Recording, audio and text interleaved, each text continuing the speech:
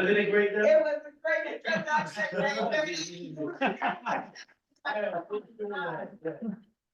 It reminded me of one of our friends that we lost, Mark Jones. Yeah. And, you know, this is like a little family. We get together maybe once or twice a year. We share papers. We're friends. We're happy when we see each other, and we wait till the next time. So I don't want my time to go because I usually have my little timer, but someone keep me honest. Give me a 10-minute warning and a 5-minute warning. 10 minutes I should be halfway through. Okay. Okay. All right. So I'm going to talk to you about tech-enabled futures, elevating education in underserved areas. And this is truly special to me. I just want to give Dr. Dada his props. We, a few years ago, a group of scholars wanted to publish a book on the future of work and entrepreneurship for the underserved. And we went to Dr. Dada and we said, this is something we really want to do. Two of my colleagues from KEYNOTE University and myself, we put out a call for proposals. And scholars from all over the world sent in papers. My good friend, I'm just blanking on your name right now. My good friend had a paper, and I just said, this is how we should do it. We should support each other. We should work with each other. We should collaborate, and not just during the time of the conferences, but all throughout the year. And so this body of work comes after 3 volumes. The first was the future of work and entrepreneurship. Then we had one on sustainability. We had another one on communities. And again, the scholars from all over yield to the call. But academics typically listen to academics. And so these books were mostly reference books. In fact, some of them, the price points were really for libraries. And so it was out of the hand of the normal everyday person, like the community leaders and the policy folks. And so what I wanted to do was to produce a body of work that would be accessible to those in the community, those business people, and others. So let's continue. This is the table of contents. And oh, by the way, hopefully the book will drop in Amazon either today or tomorrow to coincide with the conference. So the ebook and soft copy, the hard copy will come back later. But these are the chapters, and each chapter has a specific message of what we can do to make a difference for technology, because technology isn't going. And I will share a little bit about how the industry is going to ensure that technology not only stays, but even progresses. And the challenge is, how do we keep up? How do we, as in the academy, keep up where the industry is driving us and where the workforce needs to go? So those are the challenges. But I like to always start with the why. And why are we doing this? Well, you already heard part of it this morning. There is a digital divide, and the pandemic made it worse, not better. There was less access, less awareness. Even though there might have been desire, the resources weren't there. So the very first chapter, I talk about the digital divide, and I'm going to share with you, I'm enamored with the technology, old girl that I am. In the very first introduction, I did a text to video, meaning I put the first paragraph into the software, and it produced this. The digital divide exceeds a mere matter of access. When you limit access, the basis of consumption, you hit other critical areas like education and healthcare. Lack of access worsens life quality and creates a demand for immediate action. Let's therefore unveil the global digital divide and its consequences. Let's see how technology may bridge this gap and help us build a more equitable future. We must access, engage, educate, and empower. AI. So for those of you who are preparing lessons and you want to go above and beyond the written word, the AI can do it for you now. So the curriculum needs to change for the digital age, and the time is now. And I'll talk to you a little bit about how Microsoft is driving it, but Here is another example of text. Curriculum for the digital age.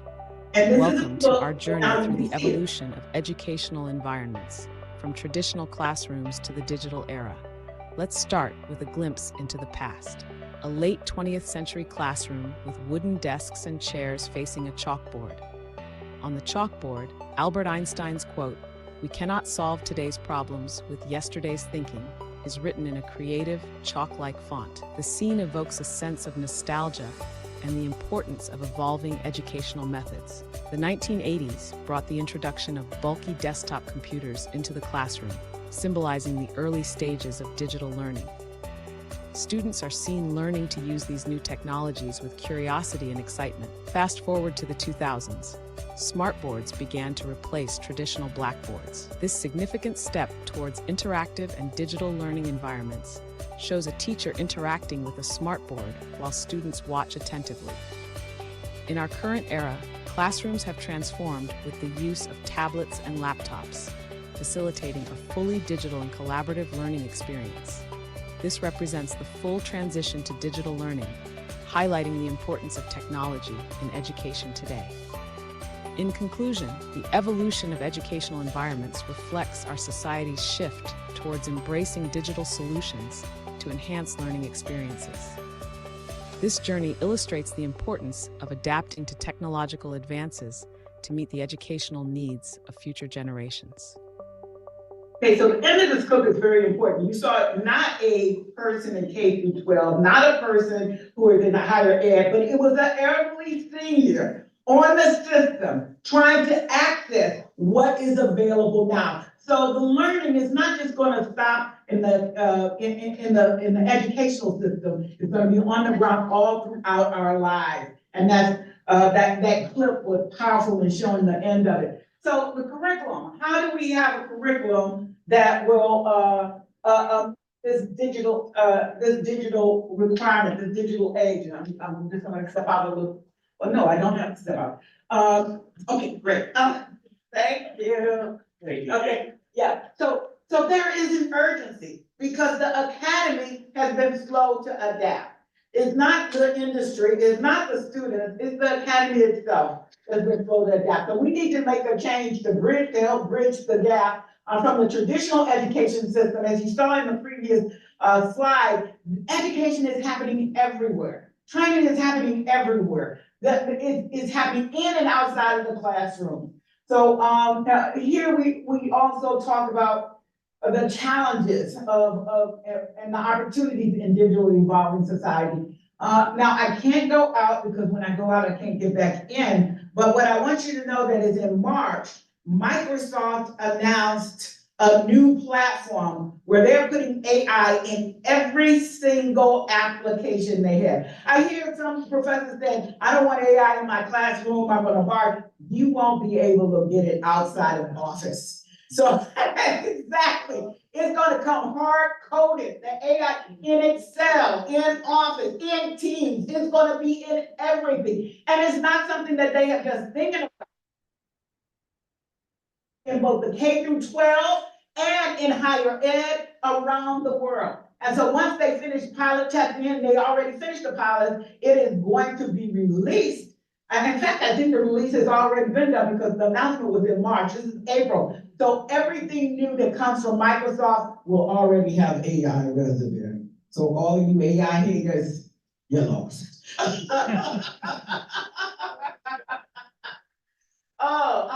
So where's the revolution and innovation for the digital age?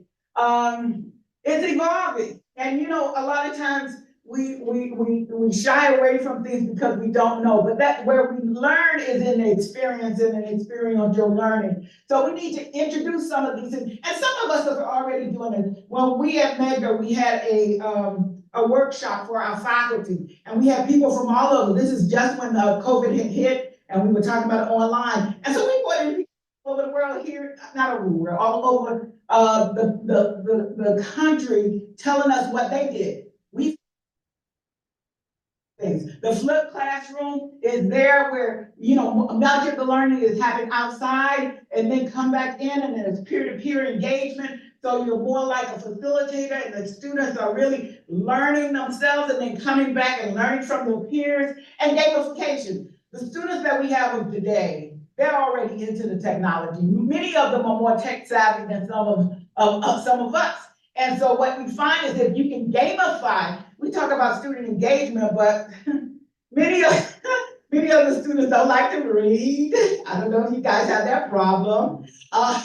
And some of them don't like to write. But if you could find a way to gamify, they will be more engaged, they will be more interested, and they probably will learn faster and better. And so a lot of the work is in how to gamify some of the learning that needs to happen. And her enhanced learning with the exploration of augmented reality and virtual reality, collaborative learning. I can talk a little bit about our students here in MEC. Last summer, they actually, it was funded, and the book talks about private-public partnerships, and much of this work can't be done in isolation or alone, and the private sector understands that they need to help us to get the workforce ready. But one of the things that they did was they developed new businesses in the metaverse, and they were able to actually do the presentations.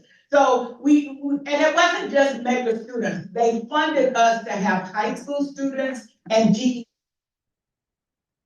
general education, meaning that they didn't get the diploma from the high school, that they got it from studying and then taking the standardized test. The GED part was important to the donor industry because many learners don't have a chance for whatever socioeconomic reason to finish in a normal system. And so they wanted us to experiment with combining the higher ed students, the high schools, and the adult learners together to actually function in the metaverse. And so, and we could only do that because we got private sector funding. I got 5 minutes or 10 minutes? Five. All right.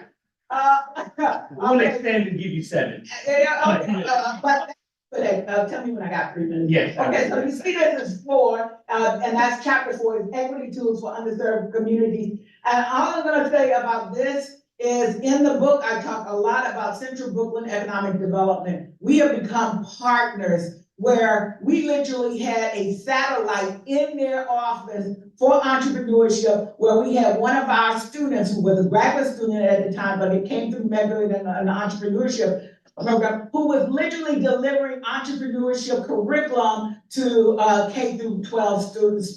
And that's the only thing I'm gonna say about them, because you see I'm out of time, but they have a big place in the book. This is a big business. 460 billion. Wow. And we need to get our students to be a part of that, either as entrepreneurs or as professionals, so that we can reduce that wealth gap and that income gap. And that's why I talk about this so much. There are ways to help our community if we get our students involved in tech. And not just at the back end, because usually we hear things at the back end and where we're almost out of, we need to find a way to get them at the front end. Professor Mayers doesn't want me to say this, but he got a son, and his son went through HBCU, and his son was very, very successful, and is very, very successful in a tech startup. Yes. That's how we do it. That's how we change lives. Okay, so I have to keep going because Professor Mayers is going to give me the book. Teacher training and professional. We can't do this without teachers. Technology will never replace great teachers, but technology in the hands of a great teacher is transformational. Yes. So I'm gonna keep it going because I talk too much in the front end. Community involvement, again, I point to our many partnerships. We have many public-private partnerships. I mentioned Central Brooklyn, but we have partnerships with Bank United and several others that we are partnering with. Professor Dr. just walked out. Community Yes. That's a 9-year partnership. It took us a long time to get the memorandum of understanding through our system, but once we got through it, we worked it. Partnerships works with individuals, not paper, and I'm not even saying institution. It is people. Okay, so let me my sustainability is not getting it started, it's keeping it going. I'm just gonna breeze through this, cause I do not want to move. This is key. And even when we train and educate our students, if they will survive and thrive in this new world, they're gonna have to continue to upskill and retool.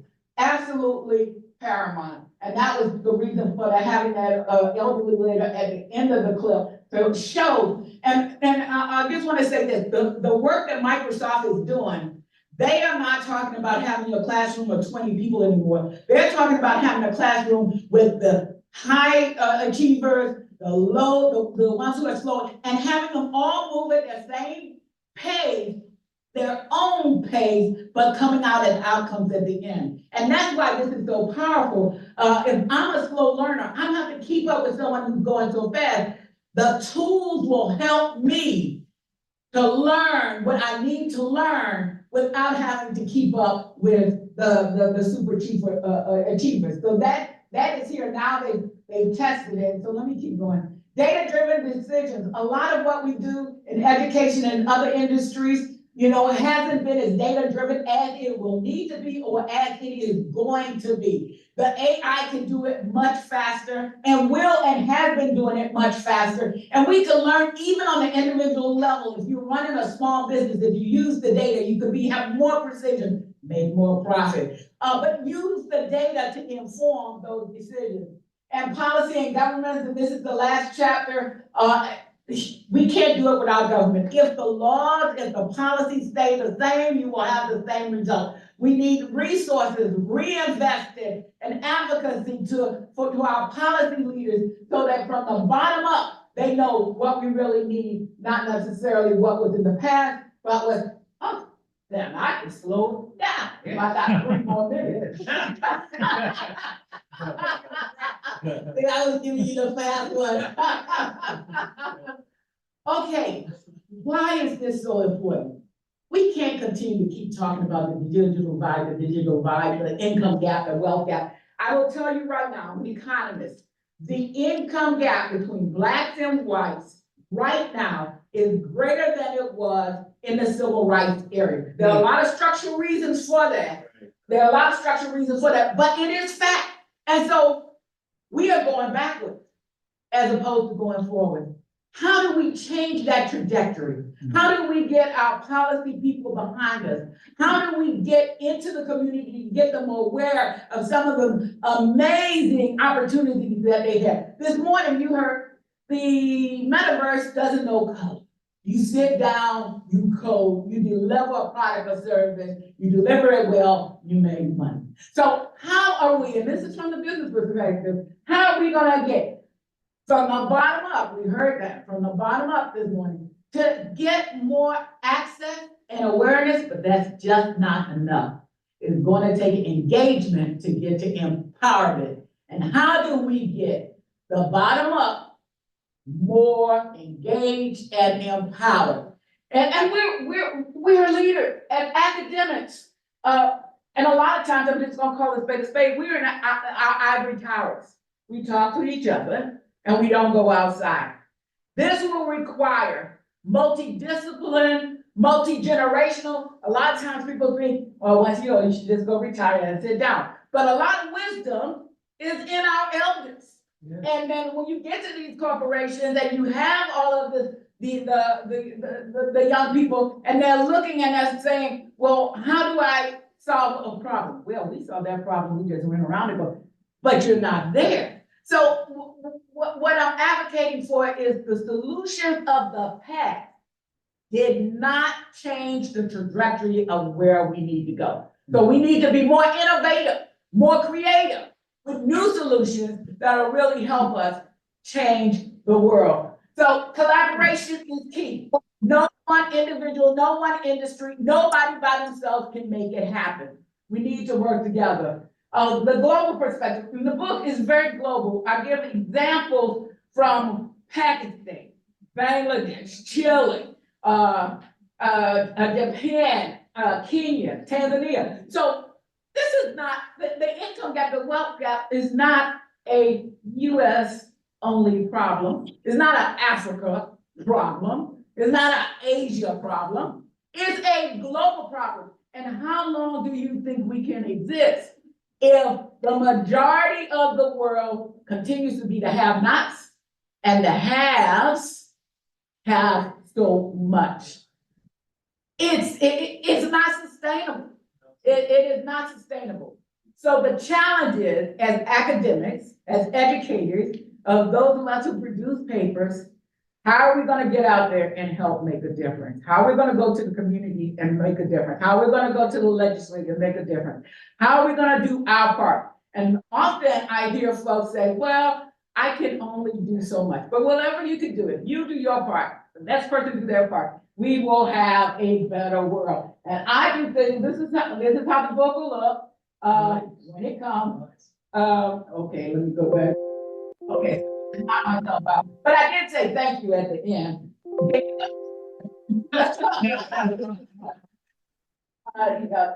The last slide.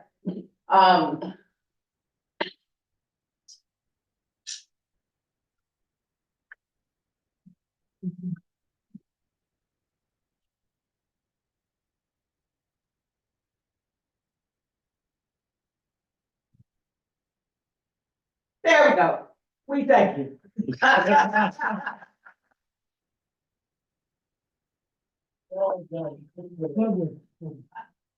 Excellent, Eagle. Questions you just heard, right? A wonderful presentation. Any questions on this new book that is dropping either today or tomorrow? Go get your copy, send it to your students. I see our colleague from Babson shaking her head right there. So have an opportunity from a leading scholar.